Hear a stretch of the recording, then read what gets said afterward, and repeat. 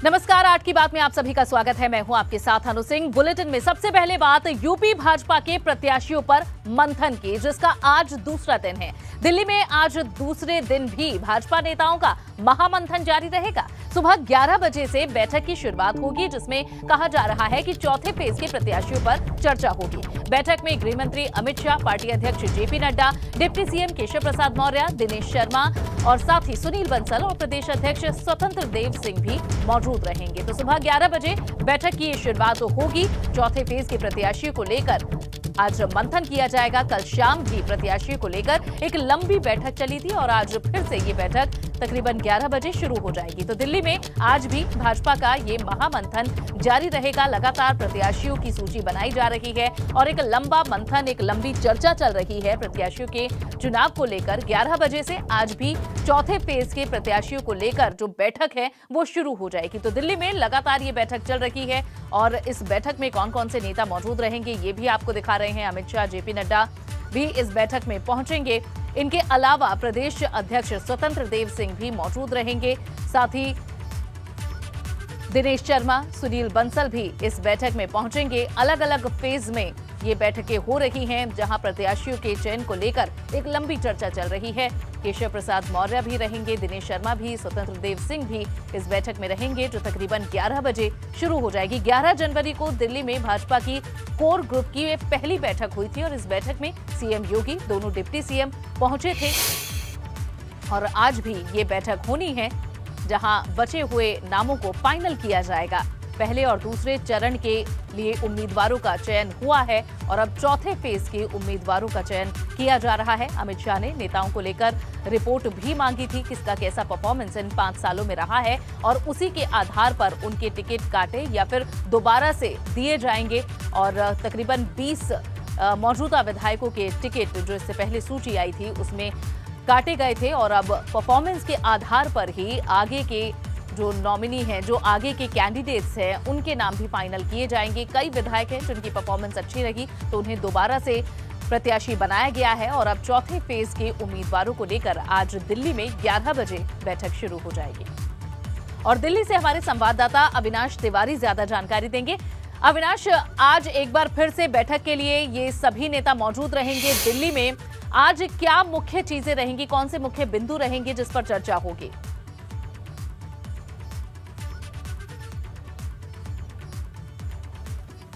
उम्मीदवारों को भारतीय जनता पार्टी ने चुन लिया है। उनके नामों की घोषणा पहले 2 फेज के लिए कर दी गई है, लेकिन अगर बात करें तो अभी चौथे फेज के बाद 5वें, 6वें, 7वें फेज के उम्मीदवारों के नाम पर मंथन हो रहा है। कल देर रात अगर बात करें तो चौथे फेज के तमाम सारे उम्मीदवारों के नाम पर मंथन किया गया।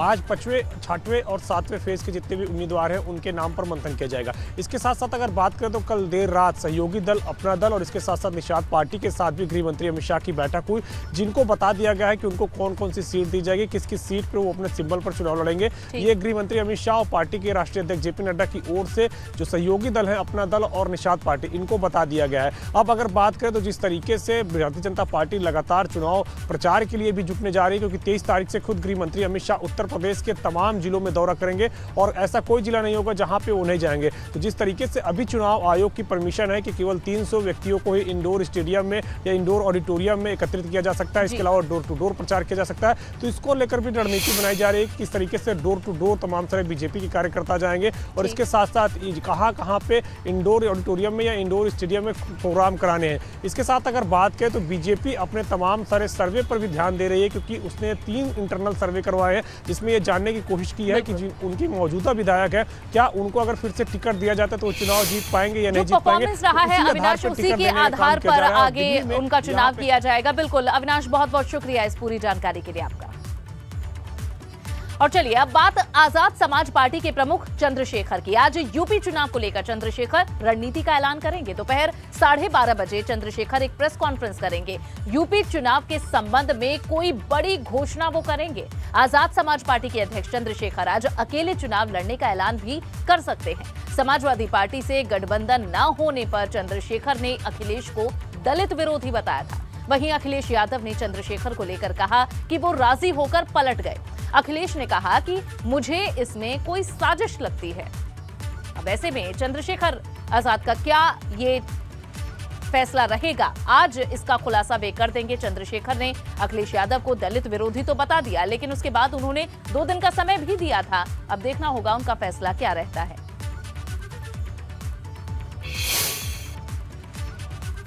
चंद्रशेखर नई रणनीति का ऐलान भले ही करने वाले हैं, लेकिन अखिलेश और चंद्रशेखर आजाद के बीच गठबंधन होगा या नहीं, इसे लेकर चर्चा जोरों पर है। क्योंकि इन दोनों के बीच 2 बार मुलाकात हुई है, लेकिन हर बार बात बनते बनते रह गई। लेकिन जो बात अब तक नहीं बनी, क्या वो अब बनेगी? क्योंकि ओम प्रकाश राजभर अब इन दोनों के बीच सेतु का काम कर रहे हैं।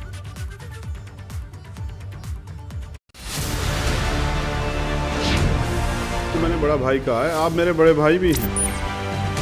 मैंने सीटें दी थी, अगर वो भाई बन के भी मदद करना चाहते हैं तो करें। यूपी में बड़े भाई छोटे भाई क्या मिलकर लड़ेंगे लड़ाई? तो मैंने बड़ा भाई कहा है, आप मेरे बड़े भाई भी हैं। अखिलेश का त्याग, चंद्रशेखर का राग, क्या गठबंधन पर बनी बात? अब चुनाव से पहले हम सब जितना त्याग कर सकते थे त्याग किया, और आज भी त्याग कर रहे हैं हम लोग, हमारी पार्टी के लोग, और हम लोग अभी भी त्याग कर रहे हैं।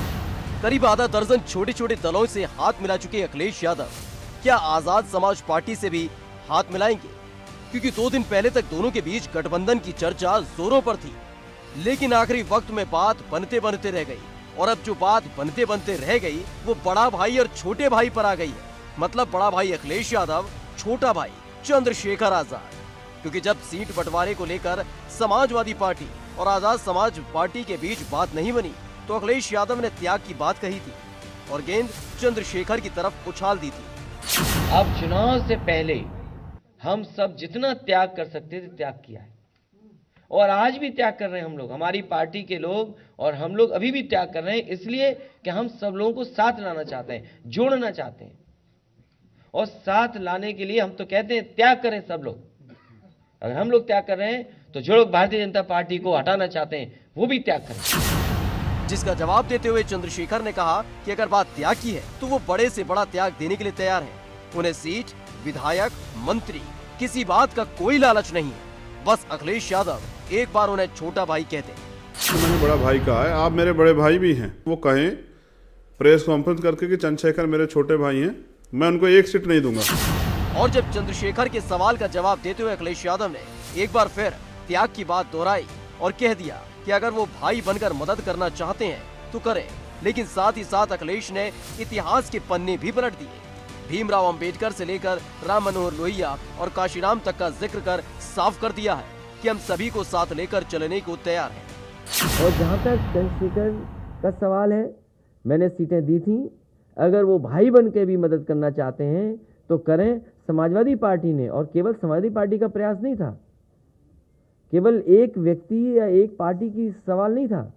अगर पुराना इतिहास उठा करके आप देखेंगे, बाबा साहब भीमराव अम्बेडकर जी से समाजवादी पार्टी के नेता, समाजवादी नेता डॉक्टर राम मनोहर लोहिया दोनों मिलकर के साथ काम करना चाहते थे। मतलब एक बार फिर गेंद चंद्रशेखर की तरफ उछाली गई है। क्या चंद्रशेखर बिना किसी शर्त के अखिलेश के साथ आएंगे?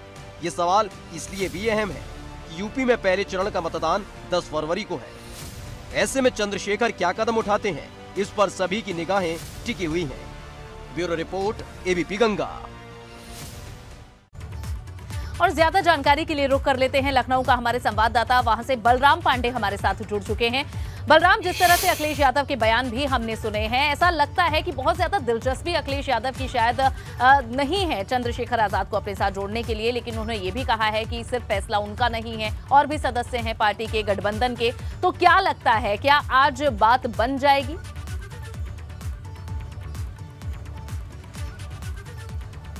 देखिए अनु, जिस तरीके से चंद्रशेखर आजाद अखिलेश यादव से मिले और उसके बाद ये अटकलें लगाई जा रही थी कि आजाद समाज पार्टी और समाजवादी पार्टी में गठबंधन होगा, सीटों का कितना बंटवारा होगा, इस पर सबकी निगाहें थी। लेकिन जिस तरीके से चंद्रशेखर आजाद मुलाकात करने के बाद बाहर निकले और उसके बाद उन्होंने बताया कि गठबंधन कहीं ना कहीं टूटता हुआ नजर आ रहा है। उसके बाद उन्होंने अल्टीमेटम दिया कि 2 दिन का वक्त है, अगर अखिलेश यादव उन्हें बताते हैं कि वो गठबंधन करने के लिए तैयार हैं या नहीं है।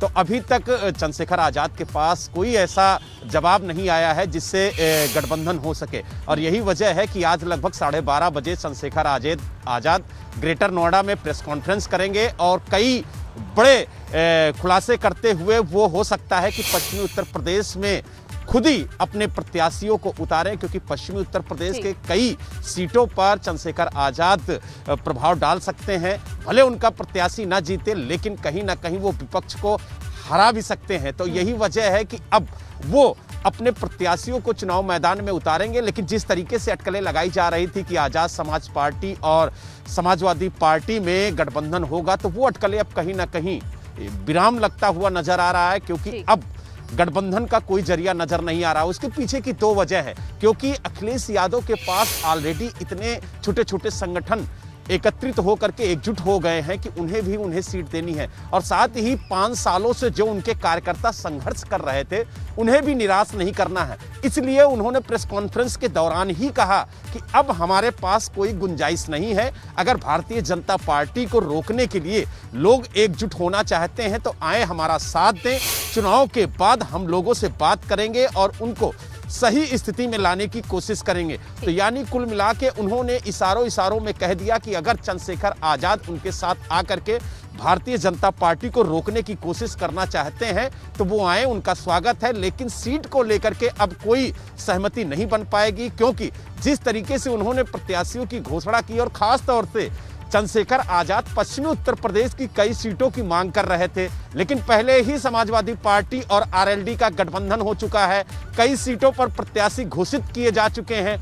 ऐसे में अगर अब नया गठबंधन होता है और सीट बंटवारा होता है तो कहीं ना कहीं आरएलडी और समाजवादी पार्टी में भी दरार आ सकती है, क्योंकि कुछ सीटें ऐसी थी जो आरएलडी को पहले ही अखिलेश यादव दे चुके हैं। ऐसे में अगर वो आजाद समाज पार्टी को वो सीट देते हैं तो कहीं ना कहीं जयंत चौधरी और अखिलेश यादव में जो वादा हुआ था वो भी टूटेगा। तो इसीलिए उन्होंने कहा कि जो भी दल हैं वो एक साथ हो करके आए और भारतीय जनता पार्टी को 2022 में सत्ता में आने से रोके।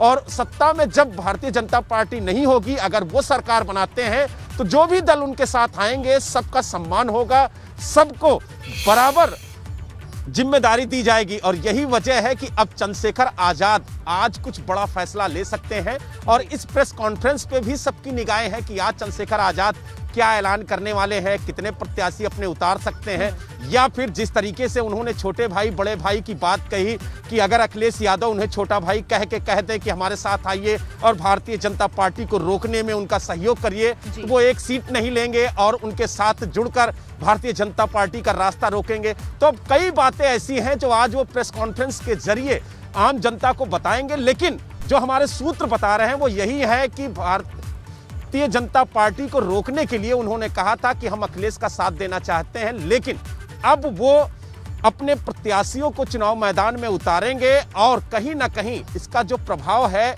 वो अन्य दलों पर भी देखने को मिलेगा। जैसा कि पश्चिमी उत्तर प्रदेश में जब उपचुनाव हुआ था तो बुलंदशहर में उनका जो प्रत्याशी था वो दूसरे नंबर पे था, यानी आरएलडी और समाजवादी पार्टी का जो प्रत्याशी था वो तीसरे नंबर पे था। तो कहीं ना कहीं कुछ सीटों पर आजाद समाज पार्टी अपना प्रभाव डालती है।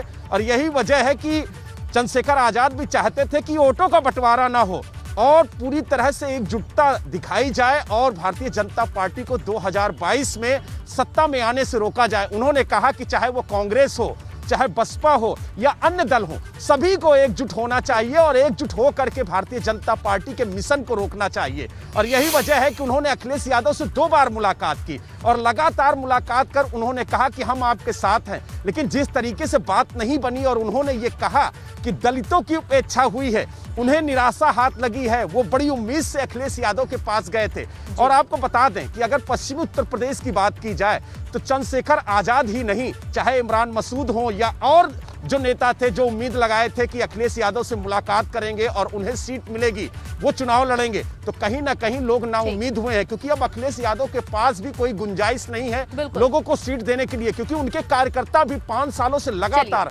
रात दिन मेहनत कर रहे थे अपने क्षेत्र में। अगर उनका टिकट कटेगा तो कहीं ना कहीं अंडरस्टैंडिंग उनके बीच हुई है और क्या वे खुलासा करते हैं देखना होगा। फिलहाल शुक्रिया इस पूरी जानकारी के लिए। तो देखना होगा कि आज चंद्रशेखर आजाद क्या ऐलान करते हैं और क्या छोटे भाई की भूमिका में वे समाजवादी पार्टी का जो गठबंधन है क्या उसे किसी तरह का समर्थन देते हैं या फिर अपने कैंडिडेट उतारते हैं इन चुनावों के। दिल्ली में एनडीए गठबंधन के नेताओं की आज बैठक होने जा रही है। भाजपा आलाकमान से संजय निषाद और अनुप्रिया पटेल मुलाकात करेंगे। सीट बंटवारे पर होगी सभी दलों के नेताओं के बीच चर्चा। कल देर रात भी तीनों दलों के नेताओं के बीच बैठक हुई थी और आज फिर से सीट शेयरिंग पर बात होगी।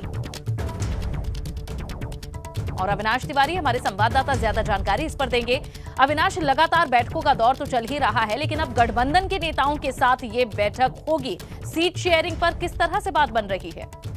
देखिए अनु, बैठक होगी नहीं, बैठक हो चुकी है। कल देर रात अगर बात करें तो निषाद पार्टी के अध्यक्ष डॉक्टर संजय निषाद और अपना दल के अध्यक्ष अनुप्रिया पटेल, गृह मंत्री अमित शाह, पार्टी के अध्यक्ष जेपी नड्डा और चुनाव प्रभारी धर्मेंद्र प्रधान के साथ बैठक कर चुकी है। जिस तरीके से उन्होंने पिछली दफा सीट मांगी थी उत्तर प्रदेश के अंदर, तो उसके उम्मीदवारों की एक सूची मांगी गई थी कि किस सीट पे वो अपने उम्मीदवार को उतारना चाहते हैं और कौन से वो उम्मीदवार होंगे।